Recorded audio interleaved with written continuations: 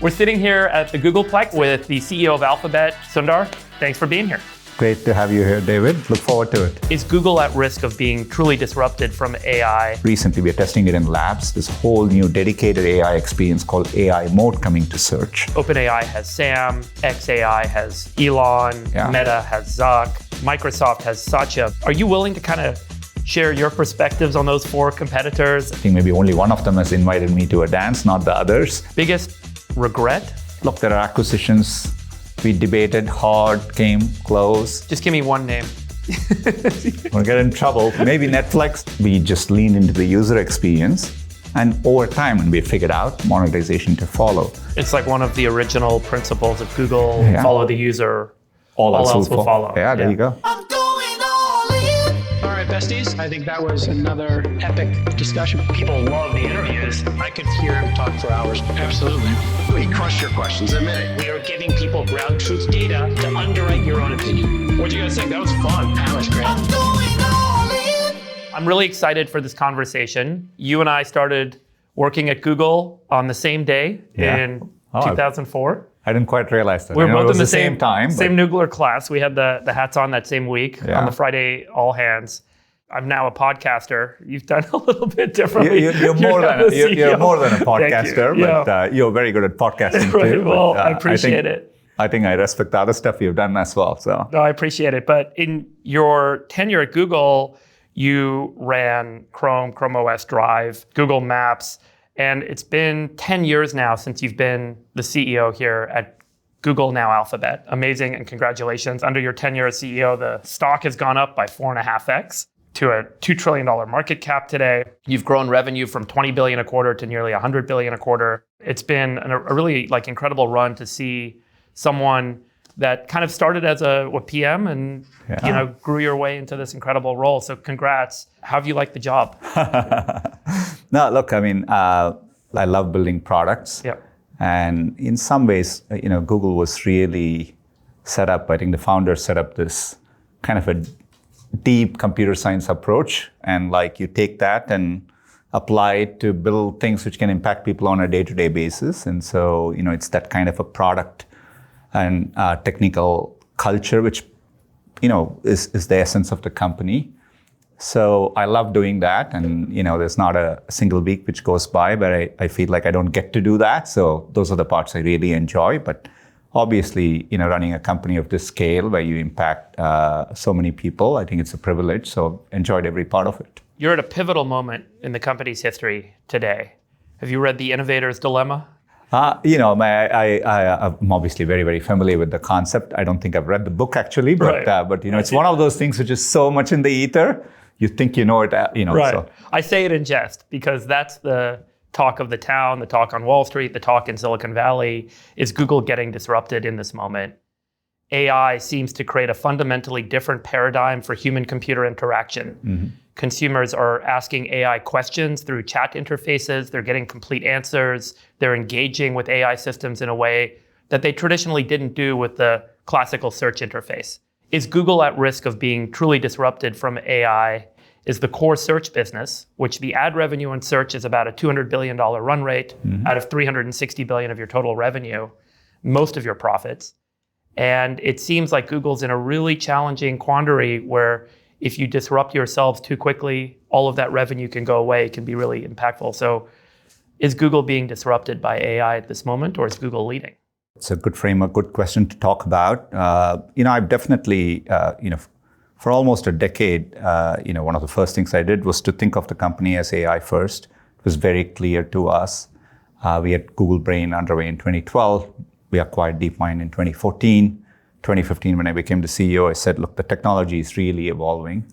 The reason we were excited to approach our work as AI first is because we really felt that AI is what will drive the biggest progress in search. And so, I think even the last couple of years, I viewed this as an extraordinary opportunity for search. I think if you look at how much information means to people, I think each person is going to have access to information in a way they've never had before. So it feels very far from a zero-sum construct to me. And we are seeing it empirically when people are using search. Obviously, there are a couple of major things we have done with search. Transformers drove some of the biggest innovations in search with BERT and MUM, dramatically improved search quality. We launched AI overviews about a year ago. It's now being used by over 1.5 billion users in over 150 countries. It's expanding the types of queries people can type in. And we see it empirically. The nature of queries is expanded. So there are whole new use cases coming into search. We find for queries where we trigger AI overviews, we see query growth. And the growth continues over time. Getting the feedback from AI overviews, we are testing it in labs. There's a whole new dedicated AI experience called AI Mode coming to search. We'll speak about it more at Google I/O. And in AI Mode, you can have a full-on AI experience in search, including follow-on conversational queries. And we're bringing our cutting-edge models there, where the models are actually working to answer your questions, using search as a real native tool, right? And there, the queries, people are typing in queries like literally long paragraphs, right? The average query length is somewhere 2 to 3 times. This is what we see in search as it existed 2 years ago. So we are seeing people respond. Search is always, from the outside, people look at it and say, search, kind of looks easy to do. The craft of search is very hard. Over 2 decades, I think, we've had a real North Star of understanding what users want in search. And, you've been here, we are kind of a very metrics-driven company. We kind of know what works. Users are our North Star. And empirically, we see that people are engaging more and using the product more, right? So all that, to your question about innovator's dilemma, I think the dilemma only exists if you treat it as a dilemma, right? For me, all along in technology, you have these massive periods of innovation and you lean into it as hard as you can. It's the only way to do it. When mobile came, everyone was like, well, it's like you're not going to have the real estate, like how will ads work, all that stuff. Mobile was a transition which ended up working great. I can give great examples, right? Like TikTok has come in. YouTube has thrived since the moment TikTok has come in, right? And it was a whole new format. We did Shorts. When we launched Shorts, Shorts absolutely didn't monetize anywhere near long form, but we just leaned into the user experience. And over time, when we figured out monetization to follow. So, to me, you don't think about it as a dilemma, because users, you have to innovate to stay ahead and you kind of lean in that direction. It's like one of the original principles of Google, follow the user, all else will follow. Yeah, there you go. And I think the Google is dead disruptor narrative has, as you point out, been kind of repeated a number of times. Today, people are pointing specifically, and I appreciate your points about there's new search experiences coming. The search experience, it sounds like, is going to evolve. Oh, yeah. As people look at standalone apps, they compare Gemini as a standalone app to ChatGPT, to the Meta experience. The stats that came out in the recent court testimony that had some data revealed from March. I don't know where the data came from, but it said the Gemini AI app had 350 million monthly users compared to ChatGPT at 600 and Meta AI at 500. Is that the wrong way to think about it, that the Gemini standalone app isn't the future or the AI bet that Google's making? But it sounds like there's going to be much more of a kind of timed out integration into how the search experience evolves. And what happens to Gemini? In search, maybe the most widely used Gen AI product today might be search with AI overviews, right? People are using it intensely. Obviously, we have a standalone Gemini app. I think we are making progress there, particularly with the introduction of Gemini 2.5 Pro. We have seen a real uptick in engagement and usage growth in the product. We have a lot more to come. Just in the last few weeks, we have shipped deep research, an updated canvas, audio overviews. You can now go and do video generation with VO2 straight in the Gemini app. On Android phones with Gemini Live, you can screen share. It can talk to what's on your screen. So there's a lot coming that way, and users are responding. Look, ChatGPT has obviously had phenomenal success, but but I think it's still early days, and we are definitely seeing traction, seeing growth. To me, what matters is if you innovate, are users responding and using it more? And that seems to be the case. So it's in our hands to continue innovating, right? I think it's a fiercely competitive moment. But I would say across our products, people are coming and using and consuming information across search, using the Gemini model increasingly in YouTube, in the Gemini app, and so on. So I think it's a much broader view we have. If I were to think about the unit economics of Google's business, there's a cost to serve a search query, and there's revenue per search query, ad revenue per search query. How is that number changing, or how will that change in this kind of evolution in search towards more of an AI interface? Because I've got to assume that to serve an AI-driven query is much more expensive than to serve a search query. Look, this is something I think people are really worried about 2 years ago, but I've always felt to the extent that something is about the cost of serving it, Google with its infrastructure, I'd wager on that, right? And on our chances to do that better than pretty much anyone else. And we've actually seen for a given query, the cost to serve that query has fallen dramatically in a 18-month time frame. What is probably more of a constraint is latency, I would say. So it's less the cost per query. I think our ability to serve the experience at the right latency, search has been near instant. So how do you think about that frontier has been more of a question. The cost per query is not what I think will end up. I think we'll be able to. We've done the transition well. That's not a primary driver of how it'll impact things. Yeah. And do you have a point of view on ad revenue per AI query? We already with AI overviews, we are at the baseline of, it's the same as without AI overviews. And so we've reached that stage but from there we can improve, right? And I think, I've always felt, the reason ads have worked well in search is because commercial information is also information. People when they have that intent are looking for that most relevant information. So I don't see any reason why AI, just from a first principle standpoint, why won't AI do a better job there as well, right? And so I think we are comfortable that we can work the transition through. Some of it may take time, but all indicators are that we'll be able to do it well. Over time.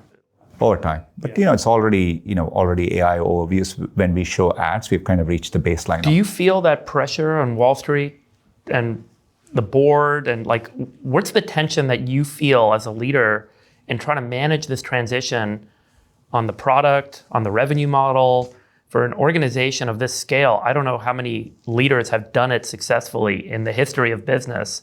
Where do you feel the tension? Where do you feel the pressure? And how much leeway are you being given by the founders and the board to do what's needed here? Two things.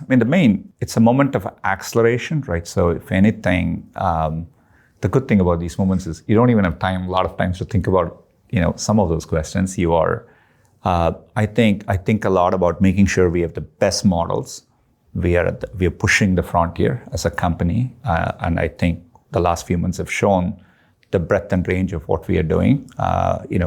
We are there, and we have to continue to stay there. So for me, you think and you worry a lot more about execution from within. That's all. Are we executing? Are we moving fast? Are we innovating? And I think over the past 12 months, I think we've really picked up pace as a company, and to meet the moment. So that's where I do spend a lot of time. Look, as a CEO, one of the first things I did in 2015, in addition to being AI first, was to really bet big on. We had great products like YouTube, we had Workspace and Cloud, but really turning them into robust businesses, right? As well as great products. Last year, we exited a combination of YouTube and Cloud at $110 billion. I think, people don't internalize that Google is one of the largest enterprise software companies in the world now, And so, look, I think the largest media company. In some ways, right? And, definitely we are doing a podcast. I think we are the largest podcasting service in the world. And so, I feel like, as a company, we are set up well. For the first time, you have this cross-cutting technology.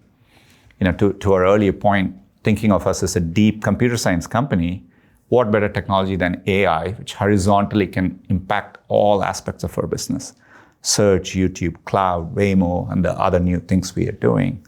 So it feels like an exciting time. So not a lot of what, we've continued to do well in search. We are doing well in these other businesses. And so to me, it feels like, one of the biggest opportunities ahead as a company too. I think the next decade ahead looks to me as exciting as the past decade. So as I think about my time at Google, right below us in the garage, Urs and his team were building these super secret shipping container data centers. They had these like data center in a box that you could ship anywhere as long as you had access to water and power. It could connect to the internet, and you could scale data center capacity all over the world. That was 20 years ago. It's always seemed to me that one of Google's core and not well understood advantages was its infrastructure advantage, something that Google's invested in to its core from the beginning. Can you tell me a little bit about where you view Google's infrastructure advantage playing out in the AI competitive landscape today? How does it translate into cost, speed, product quality, and where do you guys think about investing the $70 billion of CapEx this year in the chip layer, in the networking, the data center? We can unpack both, right? Like where our CapEx is going. But on your first part, right, like one of the ways, we look at the Pareto frontier of performance and cost. Google literally is on the Pareto frontier. So we deliver the best models at the most cost-effective price point, right? And our Flash series of models are a real workhorse in the industry, right? And part of why we are able to do that is because we train and serve our models on our infrastructure, including TPUs, right? And we are in our 7th generation of TPUs, and we built our first version in 2017. I remember talking about it at Google I/O. Probably people didn't pay attention to it because, why are you building a specific machine learning accelerator chip? Look, it plays out everywhere. To your earlier question on cost per query in search, the reason we feel comfortable we can serve it at that scale is because we are constantly innovating through each generation, including chips which are really, really good at inference, right? And Ironwood, which is our latest in our TPU series, a single part of Ironwood is over 40 exaflops, right? And so the scale of these things are incredible, and we have thought about our info all the way from subsea cables to the scale at which we do infrastructure is unparalleled. And I've always viewed that full stack approach, deep infrastructure, foundational, fundamental R&D on top of it, and then you build and innovate on top of that. And I think that approach will serve us well over time. But it really, empirically plays out in, the cost at which we are able to provide our models. Part of the reason we've had a lot of traction with Gemini 2.5 series is not only are they great models, but we are offering it at a very attractive value. And we can do that because, we are driving our infrastructure costs down. On the $75 billion in CapEx for 2025, obviously majority of that goes into servers, data centers, and so on. Servers being the vast portion of it.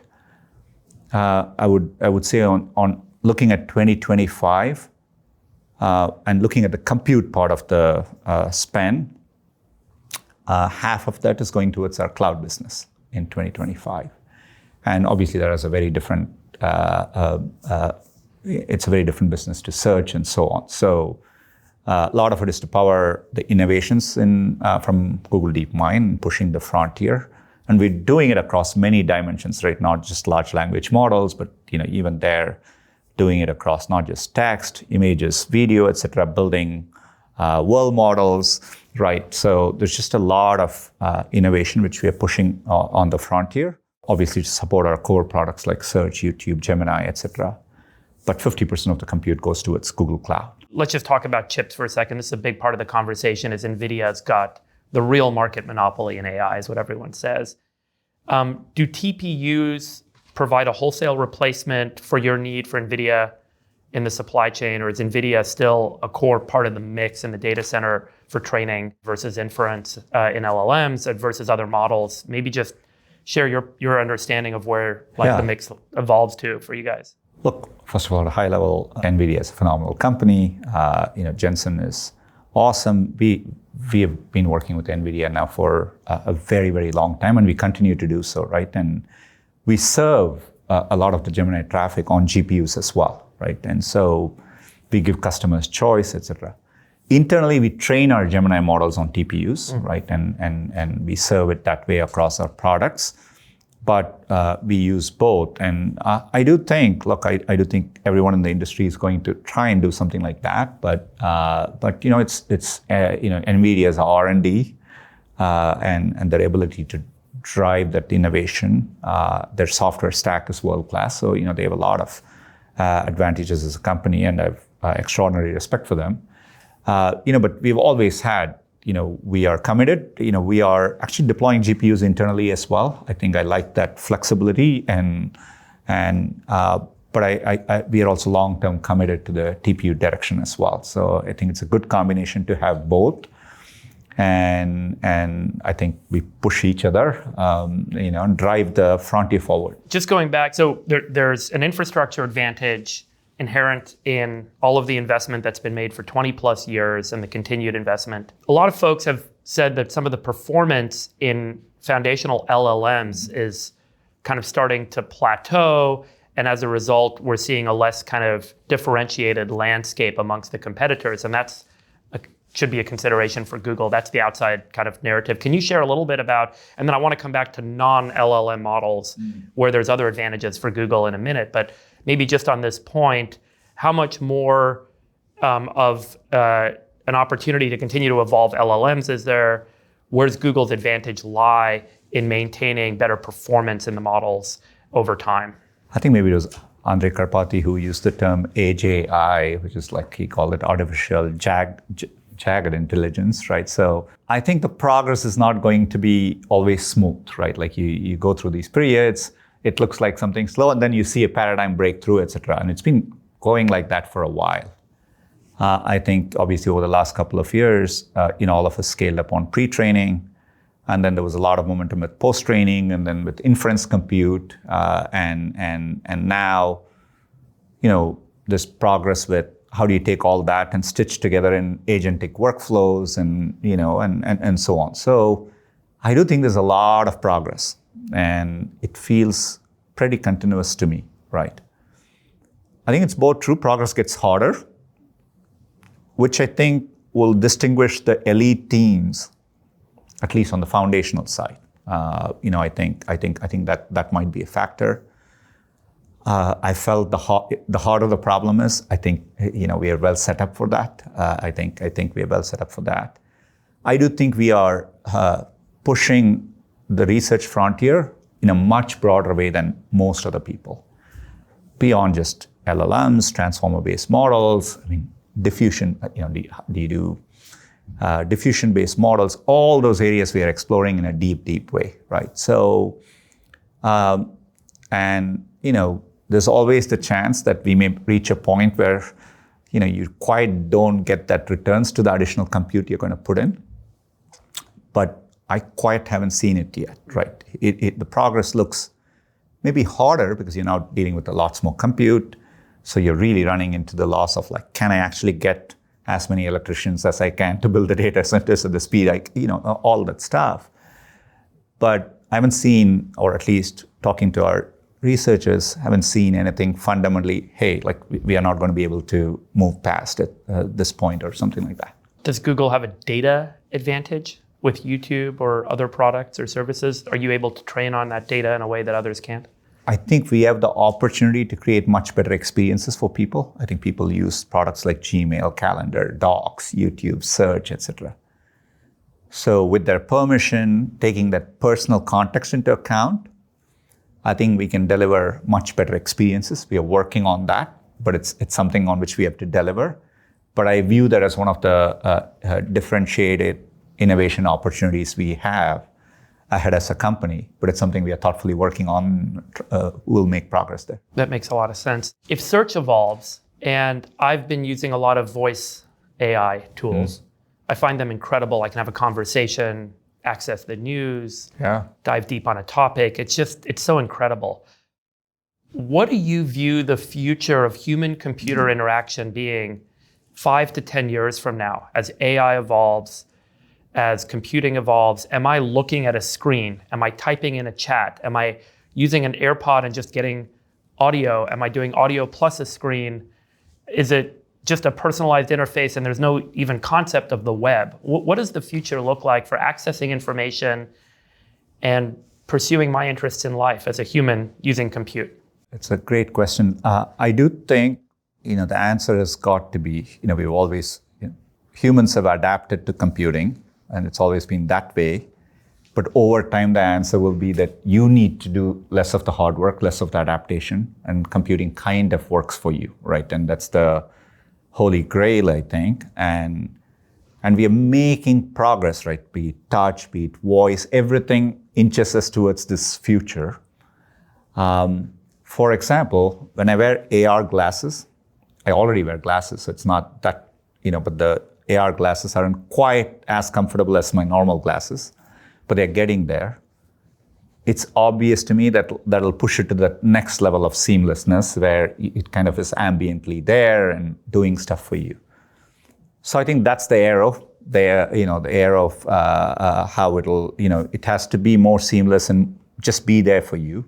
Will it be like Neuralink down the line, right? when I want to understand something, is it that seamless, right? I think all of that is a possibility. But I think in the immediate world,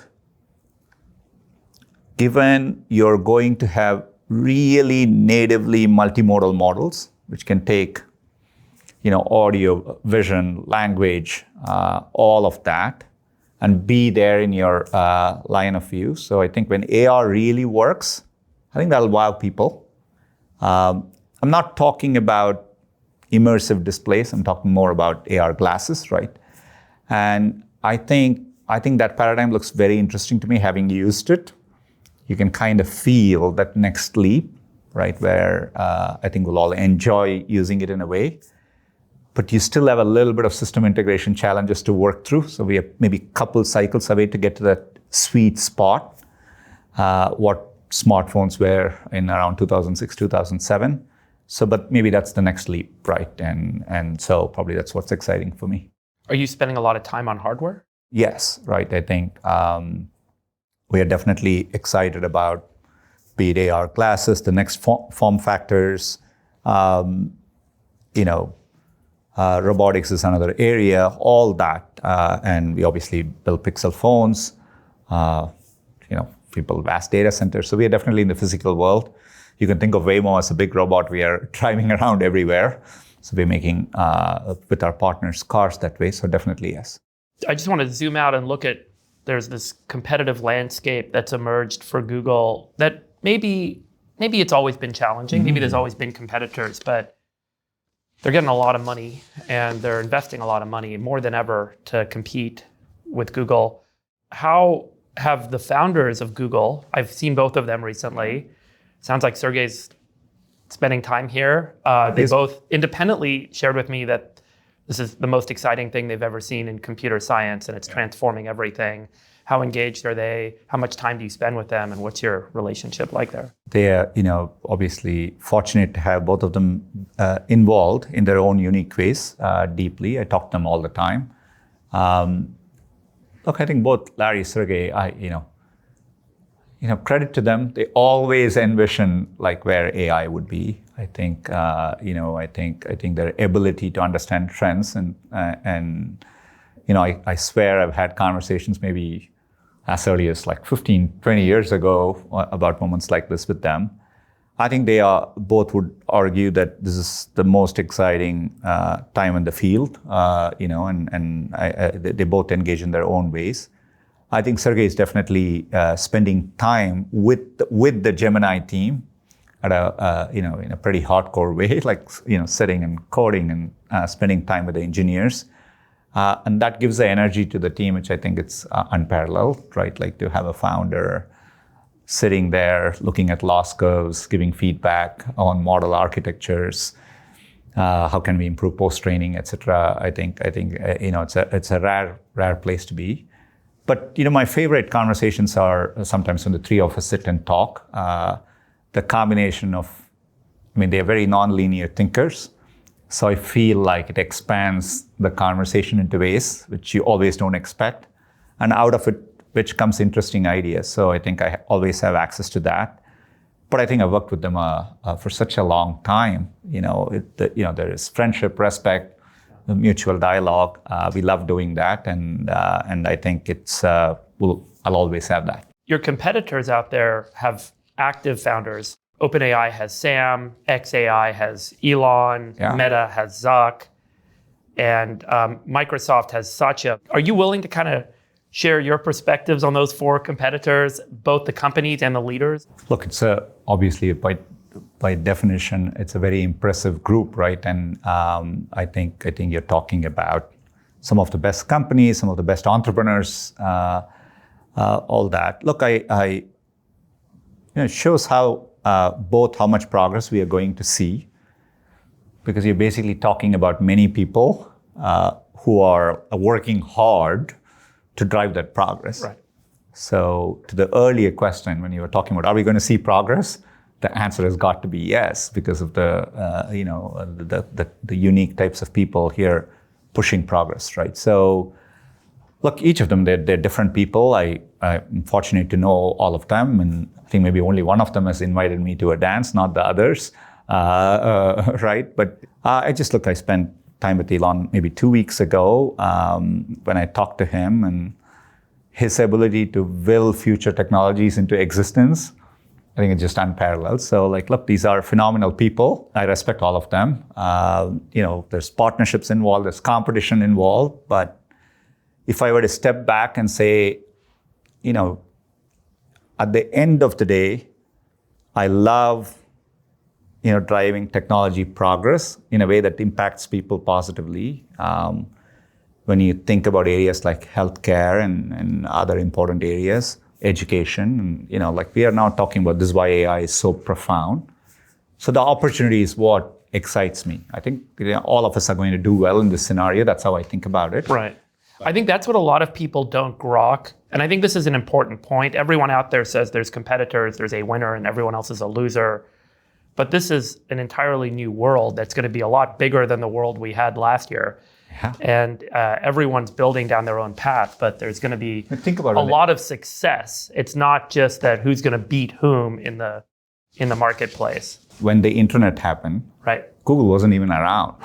Right. So the other thing you can say is there are companies we don't even know, haven't been started yet, their names aren't known, might be extraordinarily big winners in the AI thing, right? So it's going to be, AI is a much bigger opportunity landscape than all the previous technologies we have known. Combined. Yeah. And so, which is why I think it's all about, the companies which will end up doing well, or you will do well because you're able to innovate and execute with the best talent. That ends up being the driver. Well, let's talk about that. Yeah. And let's talk about the unknown competitor, DeepSeek, popped up. Tell me about your impressions of the model, the performance, the rumors about the next model. Yeah. And what does that tell you about what's going on in China and what's going on that we're not seeing? Look, I think the main moment from DeepSeek was, always, if you kind of follow the AI research and scan through papers and read them, nobody who does that would underestimate China, right? So when you look at the amount of research output from China, right, they have extraordinary talent, and so. But I do think all of us had to adjust our priors a little bit after the DeepSeek moment, which was they are even closer to the frontier than most people maybe assume, And so I think that was a moment. I think internally for us, I think externally people are very impressed, and rightfully so, with how efficient their models were. Interestingly for us internally, we benchmarked it to Flash, and Flash was as efficient, or you could argue in some ways better. So I think to our earlier conversations, I do think this is more maybe internal baseball for us. We were benchmarking and saying, look, it's good to see, because they had to work in a hardware constrained way, I think, which is what drove a lot of their innovations and efficiency improvements. And so I was pleased with that. But it tells you that the frontier is evolving rapidly. There are more players closer to it than people fully realize, and it's going to be a very dynamic moment in the industry. I think China will be very, very competitive on the AI frontier. Is just what I always assumed.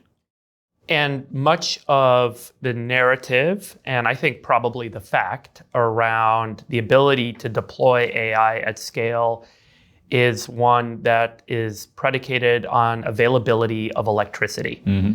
Even Elon, and I've been talking about this for a while on my podcast, but Elon this week is saying, hey, I need a terawatt of compute. Terawatt is roughly the power production or the electricity production capacity of the entire United States. US is going from 1 to 2 between now and 2040. China's going from 3 to 8. And there's probably upside given all the new electricity production technologies that they're rolling out now, which will be additive to that. How much is electricity generation going to play a role in who is going to economically benefit from AI over the next 10 to 15 years? And where is the US compared to China? And maybe where is Google? Well, look, you're definitely hitting on, what is, when you look at any system, you want to find where the constraint is, because that's what gates the whole system. And you are rightfully identifying the most likely constraint for AI progress, and hence by definition GDP growth and all that stuff, right? So I do worry about it a lot, but the answers are, sometimes you run into challenges which are, you have to solve. You're running into physics barriers or something like that. This is not a problem like that, right? We already know the technologies that can work to supply the demand we need. So it's more to me an execution challenge, right? I would phrase the energy problem as it's obviously multifaceted, but I think be it really embracing, we shouldn't have innovator's dilemma in the energy sector, right? So we should lean into all the possible innovations ahead. And there are many of them. Obviously, first of all, people perpetually, I think, will underestimate solar, right? Solar plus batteries will end up being huge. Obviously, the amount of innovation that's going into nuclear, geothermal, all of that are opportunities to embrace, and it's more I'm not mentioning. But I think, upgrading the grid, solving for transmission, permitting to make all of that progress faster. And then actually, I think we may be workforce constrained, to my earlier point, right? I think we are all, if you look at the number of electricians leaving the workforce versus suddenly all of us, and you project out this demand, there's a huge mismatch, right? So literally how do you make sure there is incentives and workforce development to address shortages like that over the next decade will end up being important policies. I think we're fortunate, people like Secretary Wright and Secretary Burgum. They are very, I think, deeply aware of the issue, and I think they are hitting the problem hard. But I definitely think it's solvable, but I think we all have to put our mind towards it. But for your business today, you don't see electricity constraining growth in the business in this moment or in the projectable future? No, I wouldn't say that, right? Just for example, we are supply constrained this year in our cloud business, right?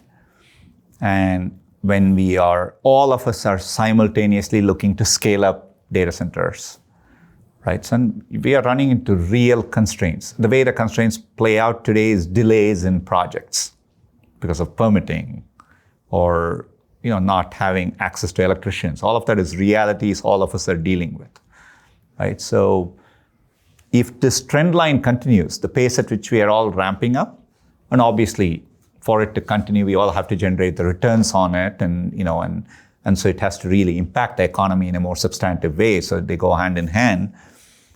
If the trend continues, these constraints will be much more visible, I think. Today, we are all working through these constraints. So I think there are real constraints today, but I expect it to, for us to be competitive with China, et cetera, I think we have to solve these constraints in the near future. What does that look like then? Fast forward 15 years, the US has 25% of the electricity of China. Mm-hmm. Is China just bigger GDP in that moment?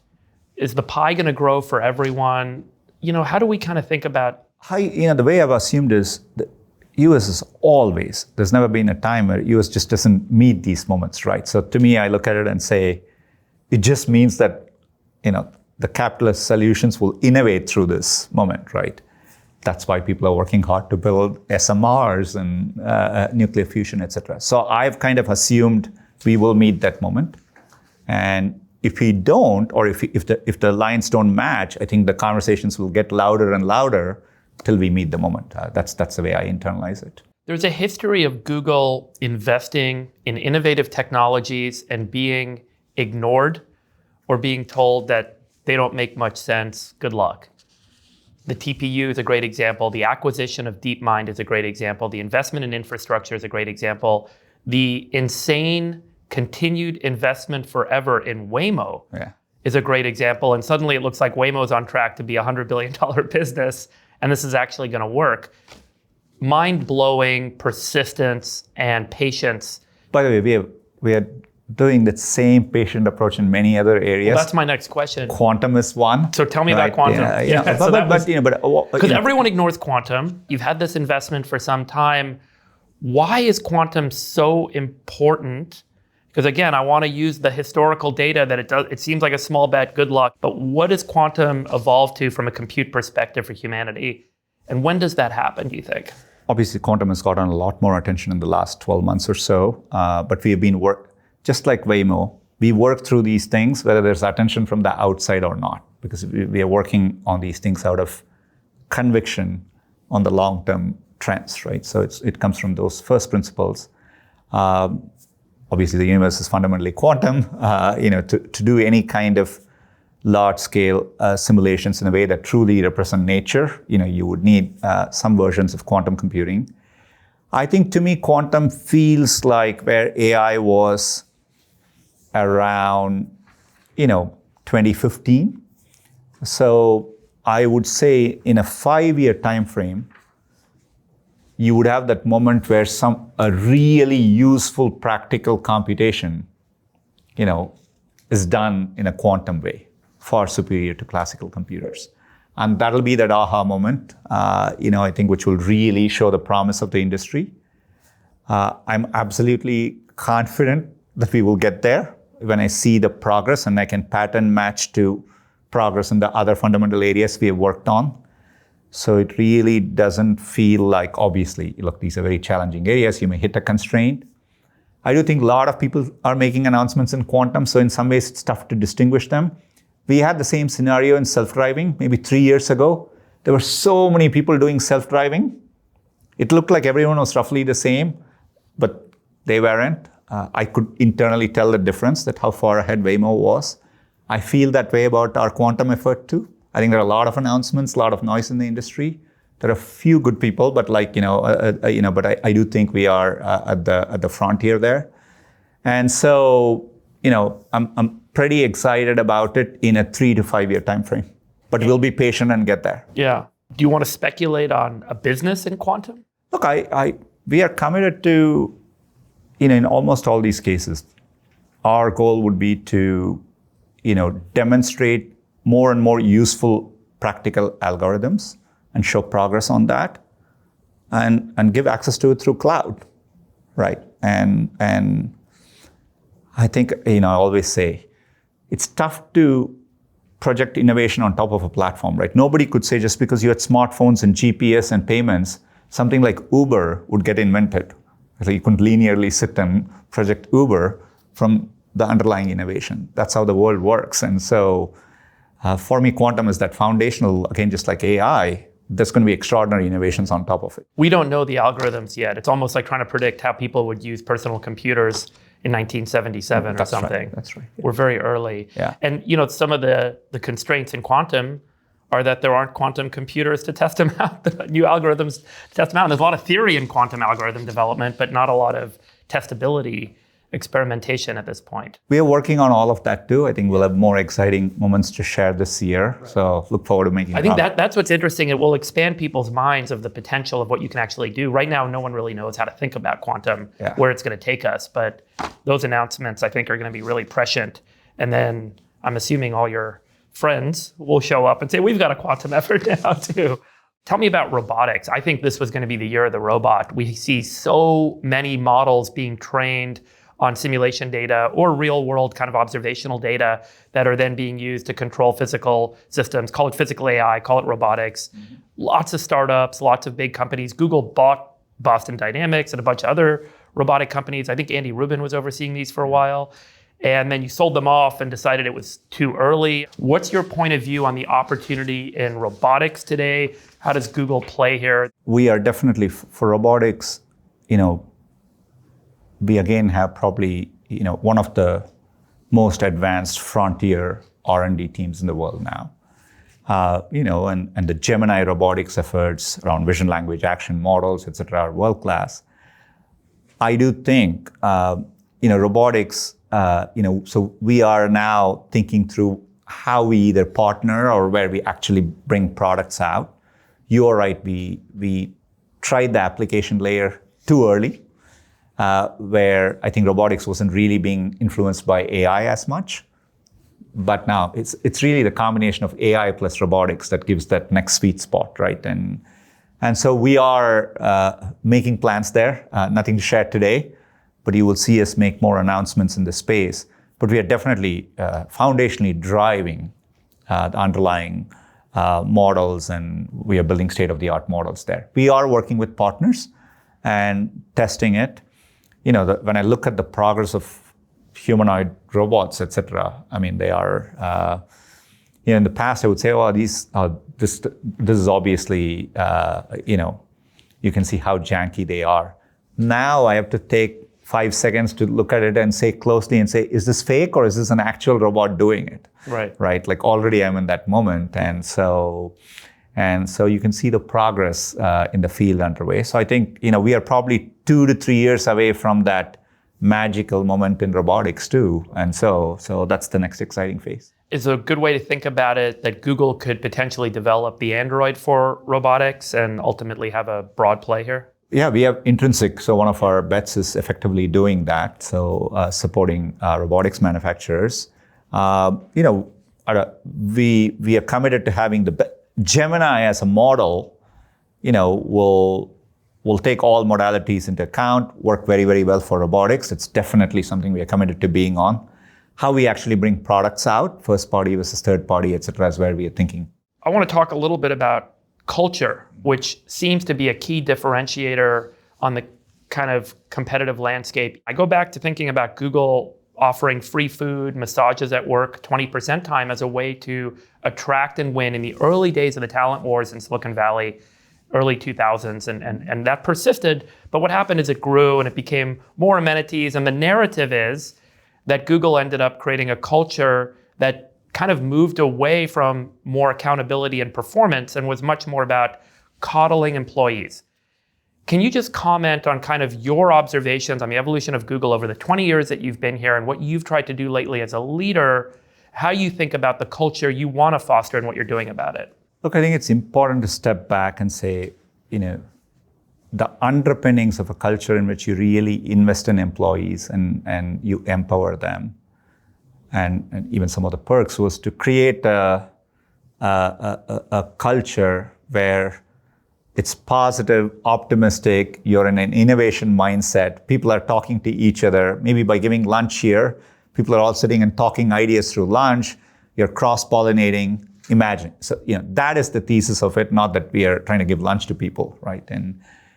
And so I, till today, feel, we still get a lot of innovation in the company at all levels of the company. And I think people wake up, and say, well, I can go do this notebook LM, et cetera, are great examples, right? And so people do that all the time. So I think empowering employees has been and is and will be a source of strength for Google, right? I think we can attract higher caliber people who feel like they have agency to do that, right? But that doesn't mean, like, I think people shouldn't confuse that with, like today, for example, you can take something like Google DeepMind. I think there is all the way from Demis and others, extraordinary leadership team, be it Korai, Jeff, Oriol, Noam, etc. All these leaders have strong opinions on how to drive that frontier forward, and that's happening too, right? So I think it's important to strike a balance between the two. I think when you empower employees a lot, in some ways, like, we have allowed for more free speech than other companies. That's one way you can think about it. So you're going to hear voices. Sometimes you can hear like what is effectively 500 people in the company, but that doesn't represent the company as a whole. So in some ways we are different from other companies and can confuse it on the outside, I think. But I think overall, look, we have a clear sense of where we are going. I think we want to empower people all in the service of our mission. So if anything, over the past few years, and you are right, there are moments, not just us, but as an industry, I think some of the other things became more of the focus than the mission of the company and why we are all here, right? Like we are not all here in the company to resolve our personal differences or something. We are here because you're excited about, innovating in the service of the mission of the company and the impact you can have. And so bringing that focus back, that's something I've been very deliberate about for the past few years. And I think it needs reinforcing. I think one of the lessons for me was we all grew so much that you assumed everyone always understood those underpinnings. But then when you added so many people, you realize you have to go back and repeat that a lot to help people internalize that. We've done that, and we do that all the time. I think moments like this help a lot too. The current moment is just genuinely both so exciting and so intense. It actually reminds me a lot of early Google, right? When I walk into the GDM building, some of our earliest engineers are all sitting there working together. People come in 5 days a week at a minimum, right? And so you have that intensity and you have that excitement.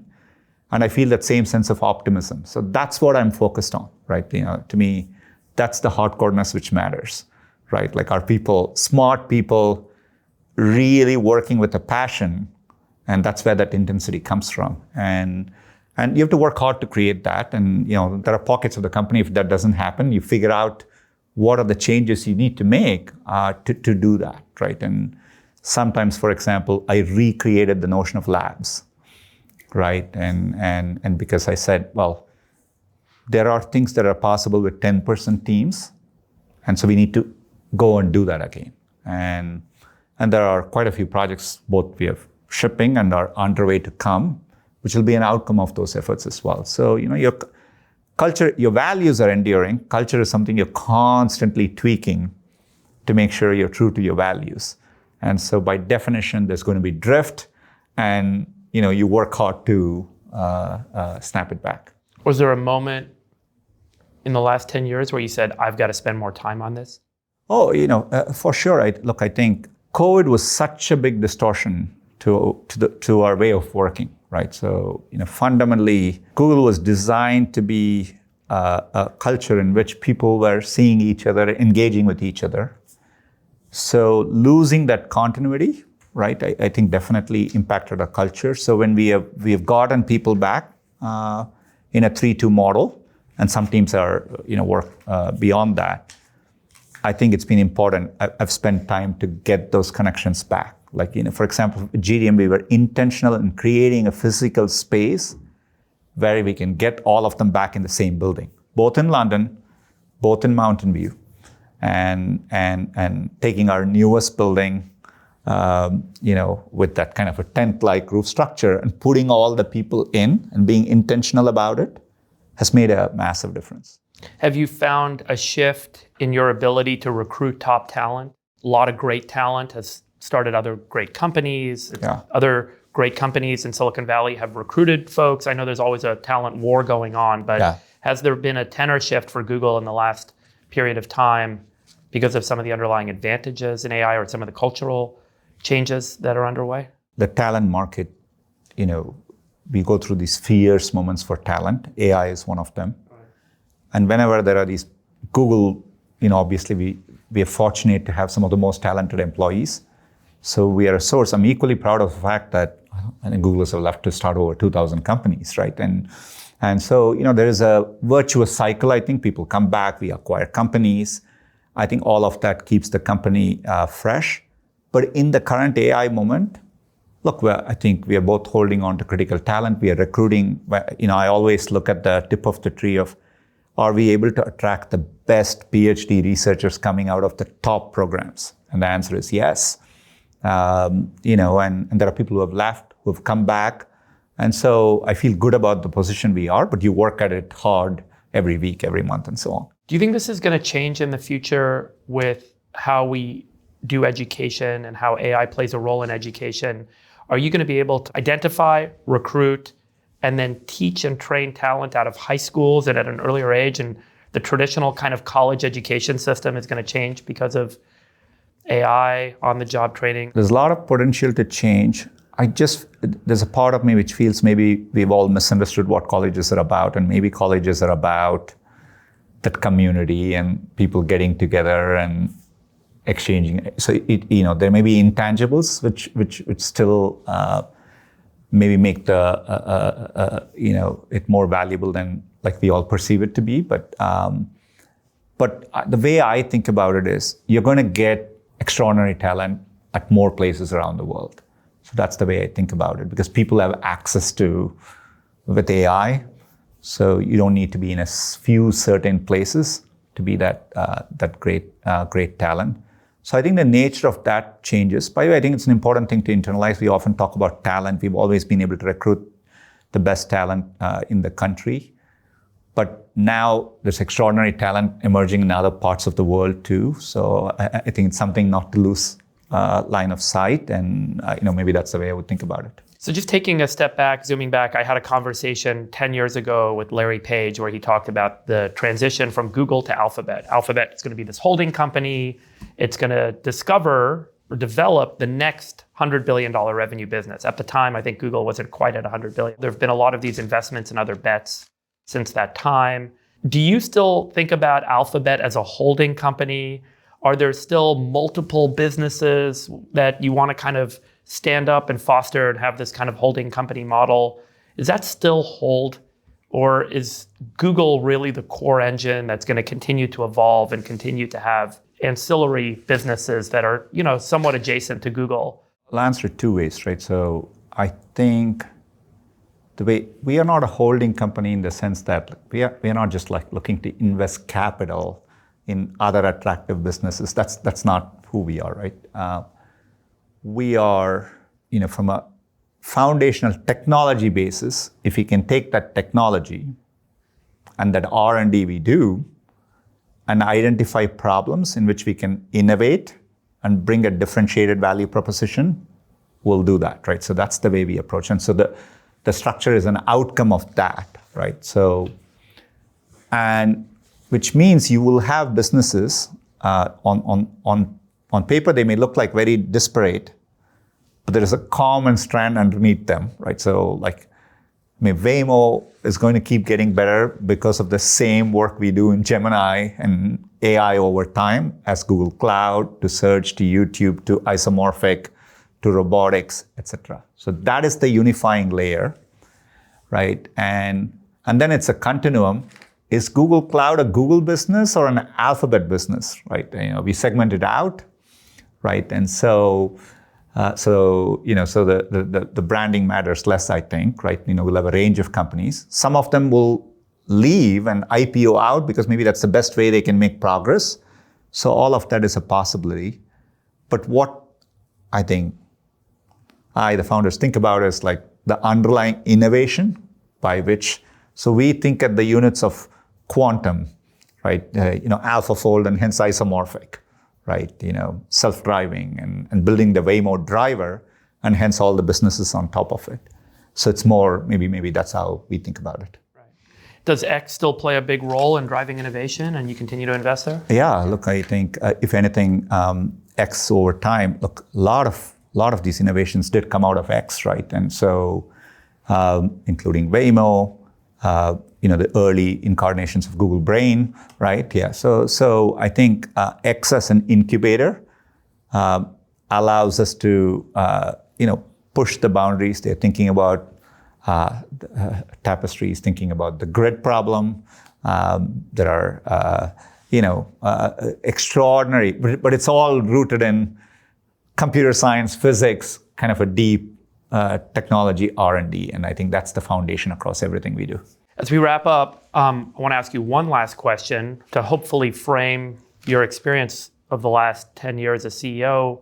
Biggest regret, biggest mistake, and what you're most proud of? Proud is obvious. Look, I think we have, as a company, I think there aren't that many companies which can push the technology frontier. Like, you don't hear of companies winning Nobel Prizes often. That level of foundational R&D we do, and then apply it to create businesses and value. I think we have done an extraordinary job at that, and we aspire to do that. I'm really proud of that. I think we're pretty unique as a company that way. There are a lot of small regrets. By nature, I tend to look forward and I learn from mistakes we make. But look, there are acquisitions we debated hard, came close, and some of them are. Just give me one name. You don't have to. We'll get in trouble. Maybe Netflix, right? Like, we debated Netflix at some point super intensely inside. So you go through these moments, right? Yeah. And so I wouldn't call it regrets, but you always look back and Totally. In a world of butterfly effects, there were alternate paths, but maybe they are in a different part of the multiverse. Yes. I always tell people I think they underappreciate the role that Bell Labs played in driving innovation and ultimately human prosperity in the early 20th century. And I do think a lot of people underappreciate the role that Alphabet is playing in driving innovation across so many different lanes, which drives prosperity, businesses, competition, all that stuff aside. The innovation that's being driven out of Alphabet continues to impress and benefit us all. And so I want to thank you for your leadership and the time, Sundar. Thanks, David. Real pleasure.